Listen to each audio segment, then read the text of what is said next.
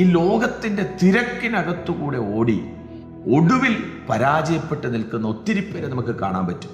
പ്രിയരെ, ഒന്ന് മനസ്സിലാക്കണം, തകർച്ചയുടെ പ്രധാന കാരണം നമ്മളെപ്പോൾ ദൈവത്തെ ഉപേക്ഷിക്കുന്നു, ദൈവവചനത്തെ ഉപേക്ഷിക്കുന്നു, ഈ മാർഗത്തെ ഉപേക്ഷിക്കുന്നു, അവിടെ മുതൽ നമുക്ക് പരാജയമാണ്.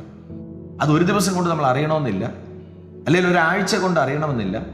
നമ്മൾ ഒത്തിരി ദൂരം സഞ്ചരിച്ച് കഴിയുമ്പോൾ ലഭിച്ച കൃപയും അറിഞ്ഞ അഭിഷേകവും പൂർണ്ണമായും നഷ്ടപ്പെട്ട് പടുകുഴിയിൽ കിടക്കുമ്പോൾ തിരിഞ്ഞു നോക്കുന്നതിനേക്കാൾ ഈ സന്ദേശം കേൾക്കുമ്പോൾ എവിടെയെങ്കിലുമൊക്കെ ദൈവത്തെ തള്ളിക്കളഞ്ഞിട്ട്, അറിഞ്ഞ സത്യത്തെ തള്ളിക്കളഞ്ഞിട്ട് ജീവിതത്തിൻ്റെ സുഖങ്ങൾക്കകത്ത് സഞ്ചരിക്കുന്ന ആരേലും ഉണ്ടെങ്കിൽ മടങ്ങി വന്ന് മാനസാന്തരപ്പെട്ട് ദൈവസന്നിധിയിൽ താണിരുന്ന് അറിഞ്ഞ സത്യത്തെ മുറുകെ പിടിച്ച് സഞ്ചരിച്ചില്ലെങ്കിൽ ഒരു തകർച്ചയാണെന്ന് തിരിച്ചറിഞ്ഞ് ദൈവകൃപയിൽ സഞ്ചരിപ്പാൻ, ദൈവ